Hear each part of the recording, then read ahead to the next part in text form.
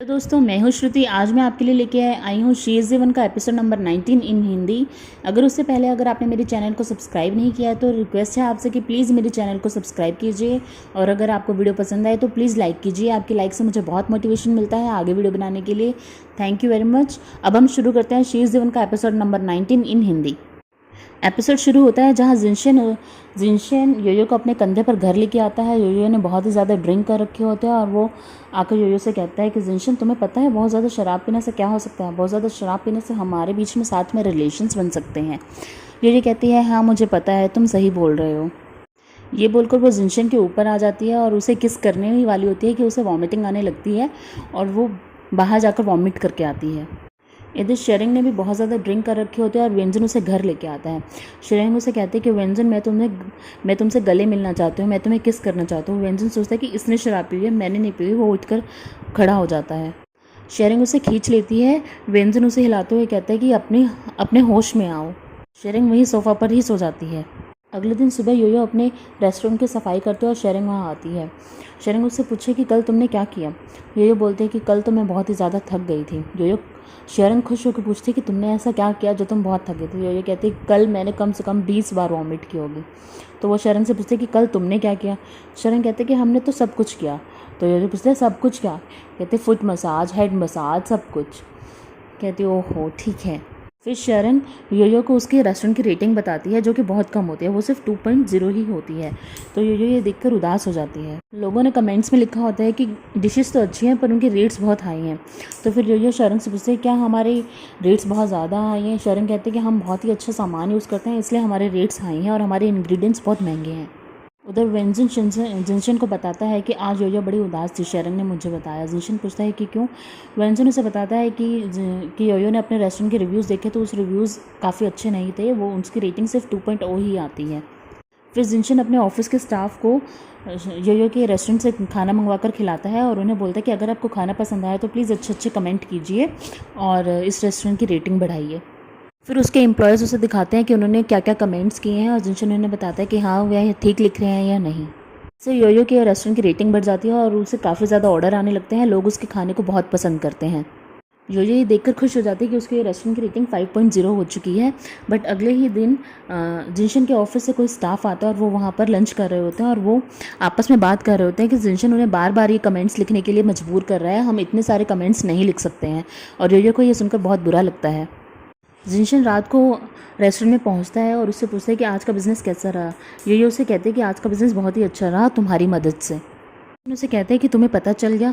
योयो उसे कहते हैं कि हाँ मुझे पता चल गया, पर ये ज़्यादा दिन तक नहीं चल पाएगा, ये ज़्यादा दिन तक नहीं टिक पाएगा। हमें अपनी कॉस्ट ही कम करनी होगी।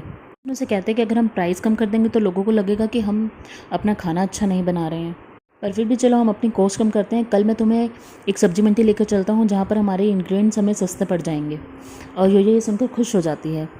अगले दिन सुबह जिनशन और योयो मार्केट में जाते हैं और वहाँ जाकर सब्जी खरीदने लगते हैं। जिनशन एक अच्छे से सूट बूट पहन के आता है तो योयो से बोलती है कि तुम ये कैसे ड्रेस पहन के आए हो, तुम बार्गेनिंग कैसे करोगे। जिनशन कहता है कि मैं कर लूँगा, मेरे नेगोशिएशन स्किल अच्छे हैं। योयो कहती है कि चलो ठीक है देखते हैं। वो वहाँ जाकर एक आंटी से पूछते हैं कि इस बैंगन का रेट क्या है, तो वो आंटी से बोलते हैं कि 3.25 रुपये। फिर वो उससे कहता है कि चलो ठीक है ये आप मेरे लिए पैक कर दो। तो आंटी सुनकर खुश हो जाती है कि इतने हाई रेट पर भी कोई बंदा इन्हें लेने के लिए तैयार है। तो वो सभी सब्जियों के रेट बताती है और जिनशन कहता है कि चलो ठीक है आप ये सब पैक कर दो। योयो से कहते हैं कि ये है तुम्हारी बार्गेनिंग स्किल, अब मैं बताती हूँ। वो आंटी से बोलते हैं, आंटी 3.25 रुपये में नहीं लेंगे, हम इसे आप कम से कम 2.5 रुपये में लगाइए। और वो बाकी सभी सब्जियों के रेट को तुड़वा लेती है और बहुत ही सही दामों में सारी सब्जियाँ खरीद लेती है। जिनशन ये देख के खुश हो जाता है और उसे कहते हैं कि तुम्हारी नेगोशिएशन स्किल तो बहुत ही अच्छी है। योयो उसे कहते हैं कि ये नेगोशिएशन नहीं, ये जीने का तरीका है। अगर हम ऐसे ही इतने ज़्यादा पैसे लेते और सब्जियां खरीदते तो मैं और मम्मी तो बिल्कुल भूखे ही मर जाते। तो जिनशन हैरानी से पूछते, तुम्हारी फैमिली तो रिच है, तुम कैसे भूखे मर जाते। तो योयो उसे कहते हैं कि मुझे मम्मी पापा ने अलग ही तरीके से पाला है। मम्मी ने मुझे बहुत ही हार्ड तरीके से बनाया, उन्होंने मुझे सब काम सिखाया कि कैसे ज़िंदगी को ढंग से जीना चाहिए। जिनशन अपने रेस्टोरेंट से रिलेटेड नॉलेज बढ़ाने के लिए काफ़ी सारी बुक्स पढ़ता है।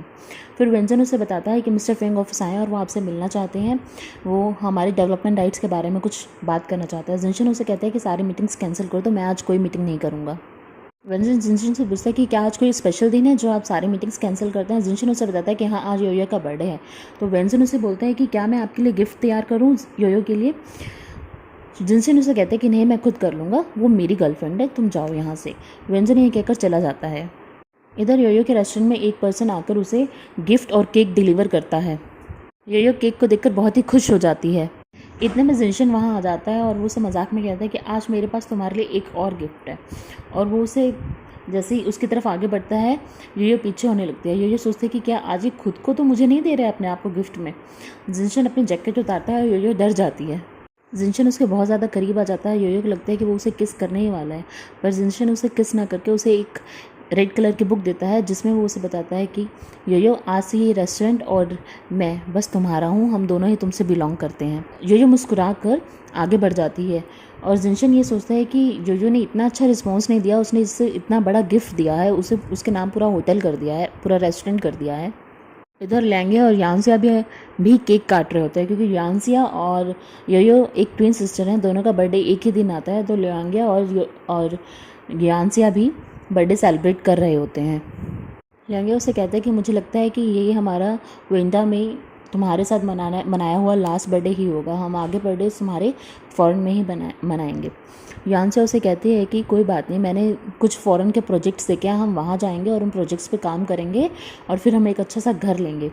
लैंगिया कहते हैं कि हाँ हाँ ज़रूर लेंगे और हम आगे बढ़ेंगे, उससे पहले मुझे तुमसे एक बहुत ही दो सुंदर सुंदर बच्चे भी चाहिए। फिर लैंगिया कहते हैं कि हाँ, मैंने भी कुछ प्रोजेक्ट्स देखे हैं, मुझे वो प्रोजेक्ट्स अच्छे लगे हैं, मुझे लगता है कि तुम्हारा सपना जल्दी ही पूरा हो जाएगा। पर मुझे ये बताओ, क्या तुम पूरी ज़िंदगी युआन योये के नाम से ही जीना चाहती हो, तुम अपना नाम यांसिया नहीं चाहती? तो यांसिया बोलती है कि नहीं, मुझे इससे कोई फ़र्क नहीं पड़ता जब तक मैं तुम्हारे दिल में यांसिया के नाम से ही हूँ। वेनलिंग के पास एक फ़ोन आता है और वो फ़ोन पर दूसरा इंसान उसे बोलता है कि क्या तुम श्यूजे के दोस्त हो? इधर जिनशन और योयो आपस में बैठकर केक काटते हैं और दोनों ड्रिंक करने ही वाले होते हैं। तो योयो सोचते हैं कि आज मैं ड्रिंक नहीं करूँगी और जिनशन को ड्रिंक कराऊंगी। तो वो कुछ प्लान सोचते हैं और वो सोचते हैं कि हम दोनों एक गेम खेलते हैं और जिसमें जो हारेगा वो ड्रिंक करेगा। पर जैसे ही जिनशन और योयो वो गेम खेलने लगते हैं, योयो बार बार हार जाती है और योयो बहुत ज़्यादा ड्रिंक कर लेती है। इधर लैंगिया श्यूजे को लेने के लिए रेस्टोरेंट में पहुंचता है जहां श्यूजे ने बहुत ज़्यादा ड्रिंक कर रखी होती है। श्यूजे उसे बताता है कि आज यांसे का बर्थडे है। तो लैंगिया उसे कहता है कि हाँ, मुझे पता है। श्यूजे उसे कहता है कि लास्ट बर्थडे पर वो मेरे साथ ही थी और वो मेरे साथ डिनर कर रही थी और उसने एक विश भी मांगे थे जिसमें उसने कहा था कि वह चाहती है कि वो उस इंसान के साथ हमेशा के लिए साथ हो जाए जिससे वो प्यार करती है। श्यूजे कहते हैं कि मुझे लगा कि शायद वो मुझसे प्यार करती है, पर ऐसा नहीं था, यह एक चक्रव्यूह बनकर रह गया और मैं इसे सॉल्व नहीं कर पा रहा हूँ, मैं उसे भुला नहीं पा रहा हूँ। क्या यांसिया के लिए मुझे जवाब देना इतना मुश्किल था? चाहे वो मुझे मना ही कर देती, पर मुझे एटलीस्ट कुछ कह के तो जाती। इतना में लैंगिया से कहते हैं कि तुम ये क्या कर रहे हो खुद के साथ? मैंने सोचा था कि तुम उसे भूल जाओगे और बिजनेस पे अच्छे से ध्यान दोगे। और शिजू से कहते हैं कि मैंने उसका इंतज़ार करने में इतना टाइम बता दिया है कि अब मैं उससे बाहर नहीं निकल पा रहा हूँ। और ये कहकर वहाँ से चला जाता है। लैंगिया शिजू को आवाज़ लगाता है पर वो वापस नहीं आता है। सूर्य बाहर बारिश में जाकर एक तालाब के पास वॉमिट कर देता है। वहाँ पर बहुत तेज बारिश होती है तो लैंगिया अपनी छतरी लेकर उसे कवर करता है, पर शिज़ा उसे धक्का मारकर वहाँ से चला जाता है। उन दोनों के साथ की तस्वीरें येशुआ का जो जासूस है वो उन दोनों के साथ की फ़ोटो ले लेता है और येशुआ को भेज देता है। इधर जिनशन और योयो बहुत सारी ड्रिंक करके घर पर पहुंचते हैं और योयो से कहते हैं कि मैं दोबारा ड्रिंक करने जा रही हूँ। जिनशन कहते हैं कि नहीं, तुम नहीं जाओगी। योयो से कहते हैं कि तुम मुझे मना क्यों कर रहे हो? जिनशन कहते हैं कि मुझे अच्छा नहीं लगता तुम बार बार वॉमिट करते हो, इस बार तुम ऐसा नहीं करोगे। और ये कहकर जिनशन योयो को किस कर लेता है। फिर योयो को सपना आता है कि जैसे ही जिनशन और योयो आपस में शादी करने वाले होते हैं और यांसिया वहाँ आ जाती है और यांसिया वो शादी करने से मना कर देती है उन दोनों को। योयो का सपना टूट जाता है और वो उठकर बैठ जाती है और वो डरी हुई नज़रों से जिनशन को देखती है और फिर वहाँ से तैयार होकर घर से निकल जाती है। योयो से पूछता है कि वो इतनी सुबह क्यों जा रही है, तो योयो से बताती है कि वो रेस्टोरेंट जा रही है जल्दी काम करने के लिए। जिनशन उठता है और वो दिखता है कि योयो उसके पास नहीं है, तो वो योयो से पूछता है कि योयो कहाँ गई, तो वो उसे बताता है कि वो सुबह जल्दी ही रेस्टोरेंट पहुँच गई थी। योयो कैब में बैठकर सोच रहे थे कि कल उन्होंने रात को क्या किया। उन्होंने एक दूसरे को किस किया और साथ में रिलेशंस बनाए। इतने ही उसके सामने उसी की ही दो इमेज आ जाती हैं जिसमें एक ब्लैक कलर की और एक वाइट कलर की एक परियां होती हैं। सफ़ेद कलर की छोटी परी उससे बोलते हैं कि योयो ये तुमने क्या किया, और काले रंग की छोटी परी उससे बोलते हैं कि योयो इसमें तुम्हारा कोई दोष नहीं है, ये सब तो अल्कोहल की वजह से हो गया, ये तो शराब की वजह से हो गया। सफ़ेद परी उसे बोलती है कि शराब तो एक बहाना था, तुम्हें ऐसा नहीं करना चाहिए था, तुम्हें अपने आप को कंट्रोल में रखना चाहिए था। तुम्हारा जीजा लगता है। तो काली परी उसे बोलती है कि जिनशन युआन योयो से प्यार करता है, ना कि युआन सिया से। फिर योयो गुस्से में उन दोनों परियों की इमेजिनेशंस को ख़त्म करती है और अपने आप पर ही गुस्सा होने लगती है। फिर जिनशन और वेंजन दोनों रेस्टोरेंट में पहुंचते हैं तो वो देखते हैं कि वहाँ पर योयो और शेरिंग दोनों ही नहीं है। वेंजन उसे बताता है कि योयो और शेरिंग मार्केट रिसर्च करने गए। जिनशन कहते हैं कि वो दोनों कौन से मार्केट रिसर्च करने गए। वेंजन कहते हैं कि योयो बॉस है, वो कुछ भी कर सकती है, मैं उसे मना नहीं कर सकता। फिर जिनशन योयो को फ़ोन लगाता है पर योयो उसके फ़ोन को काट देती है। दोबारा फ़ोन लगाता है और योयो दोबारा काट देती है। इस बार वो वेंजन को बोलता है कि तुम योयो को फ़ोन लगाओ। वेंजन योयो को फ़ोन लगाता है तो योयो उठा लेती है। जिनशन को ये देखकर गुस्सा आता है और वेंजन उसे जैसे ही पूछने वाला होता है कि तुम कहाँ पर हो, जिनशन उसे फ़ोन ले लेता है और पूछता है कि योयो तुम मेरा फ़ोन क्यों काट रही हो। वेंजन उसे दोबारा फ़ोन मिलाता है तो योयो वेंजन का फ़ोन भी नहीं उठाती है। शेरिंग उसे पूछती है आज तुम बड़ा ही अजीब व्यवहार कर रही हो, क्या बात है। योयो से कहते कि नहीं ऐसी कोई बात नहीं। शेरिंग योयो से कहती है कि क्या हमें ज़रूरी था हम कुछ मीठा ट्राई करना, यहाँ पर आकर मार्केट रिसर्च करना किसी मीठे के लिए। हमारा रेस्टोरेंट तो वैसे भी चाइनीज़ रेस्टोरेंट है। योयो से कहते हैं कि तो क्या हुआ, चाइनीज़ रेस्टोरेंट है, हो सकता है कि हम फ्यूचर में कुछ डेजर्ट भी ऑफ़र करें। तो शेरिंग उससे कहते हैं कि अगर ऐसी बात है तो तुमने जिनशन का फ़ोन क्यों काटा और तुमने वेंजन का फ़ोन भी क्यों काट दिया। योयो उसे कहती है कि मैं चाहती हूँ कि अपनी बिजनेस लाइफ में अपनी प्राइवेट लाइफ को नहीं लाऊं, इसलिए मैंने उनका फ़ोन काट दिया। शेरिंग योयो से कहते हैं कि तुम मुझे अपनी प्रॉब्लम बताओ, हो सकता है कि मैं सॉल्व करूं। तो योयो से कहते हैं कि अब मुझे ये समझ नहीं आ रहा कि मैं जिनशन को कैसे फेस करूं। जैसे ही मैं उसे देखती हूँ मुझे बेड दिखने लगता है और जैसे ही वो उसे ऐसे बोलते हैं शेरिंग योयो के मुँह पर पानी फेंक देती है अपने मुँह से गलती से हैरान होकर। योयो से कहते हैं कि मुझे नहीं लगता कि तुम मेरी प्रॉब्लम सॉल्व कर पाओगी। और वो जाकर अपना मुंह धोने ही वाली होती है कि शेरिंग के पास जिनसन का फ़ोन आता है और वो उससे पूछता है कि अब योयो मुझे क्यों अवॉइड कर रही है। शेरिंग उसे बताती है कि उसने बताया कि जैसे ही वो तुम्हें देखती है उसे बेड नज़र आने लगता है और इतनी देर में योयो आकर उसका फ़ोन छीन लेती है और उसे कहते हैं कि ऑफिस के टाइम पर अपना पर्सनल काम मत करो, और शेरिंग का फ़ोन लेकर वहाँ से चली जाती है। तो जिनशन रात में योयो का इंतज़ार कर रहा होता है पर योयो काफ़ी देर तक घर नहीं आती है। तो योयो को फ़ोन लगाता है पर योयो फ़ोन नहीं उठाती है। फिर गिगी वहाँ आता है और उससे पूछता है कि क्या हुआ, योयो घर क्यों नहीं आई है। उसका फ़ोन भी नहीं लग रहा है और इतनी रात हो गई और वो अब तक घर नहीं आई है। जिनशन घर से बाहर आकर दिखता है कि क्या योयो बाहर ही हो, पर जिनशन और योयो बाहर नज़र मारते हैं पर वहाँ पर योयो नहीं होती है। फिर योयो के बारे में कुछ ऐसी बात करता है जिससे सुनकर योयो को गुस्सा आ जाता है और योयो उन दोनों को बाहर से देख रही होती है। योयो को मैसेज करती है कि तुम ये अपनी बकवास बंद करो। फिर जिनशन देखता है कि झाड़ियों के पीछे योयो छुपी हुई होती है। जिनशन झाड़ियों के पीछे आकर उसे पकड़ लेता है और उसे पूछता है कि तुम कितनी देर तक सोच रही थी कि मुझसे छुपने की। फिर योयो और जिनशन दोनों अपने कमरे में आ जाते हैं। जिनशन दरवाज़ा बंद कर लेता है और उससे पूछता है कि तुम हमेशा मुझे अवॉइड क्यों करते हो। योयो से कहते हैं कि ऐसा नहीं था। जिनशन कहते हैं कि अगर ऐसा नहीं था तो तुमने सुबह से मेरा फ़ोन भी नहीं उठाया और तुम बाहर ही बैठी थी, घर नहीं आ रही थी। जिनशन से कहते हैं कि क्या तुम्हें मुझसे शर्म आती है। योयो कहती कि नहीं ऐसा कुछ नहीं है, और फिर वो ये कहकर जैसे ही जाने वाली होती है जिनशन उसे खींचकर अपनी बाहों में बिठा लेता है। फिर योयो जिनशन से कहते हैं कि अगर तुम्हें पता चले कि मैं वो इंसान नहीं हूँ जो तुम सोच रहे हो तो। जिनशन उसे कहते हैं कि क्या तुम फिर मुझसे कुछ छुपा रहे हो। योयो कहते हैं कि नहीं ऐसा नहीं है। कहता है कि तुम चाहे कोई भी हो, मुझे तुम बहुत पसंद हो, तुम्हारी आइडेंटिटी मेरे दिल में एक अलग से है, मैं तुम्हें बहुत प्यार करता हूँ।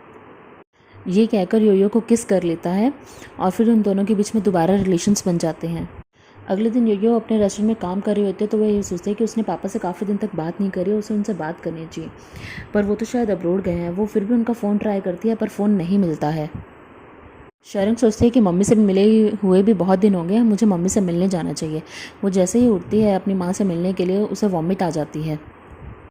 योयो को डाउट होता है कि शायद वो प्रेग्नेंट होगी और वो भागकर एक केमिस्ट शॉप के लिए जाने लगती है और जहाँ जिनशन भी उसके रेस्टोरेंट पे आता है। जिनशन उसे पूछता है कि तुम इतनी जल्दी भागकर कहाँ जा रही हो।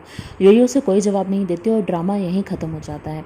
दोस्तों, अगर आपको मेरी वीडियो पसंद आई हो तो प्लीज़ इसे लाइक कीजिएगा और मेरे चैनल को सब्सक्राइब कीजिएगा। Thank you very much.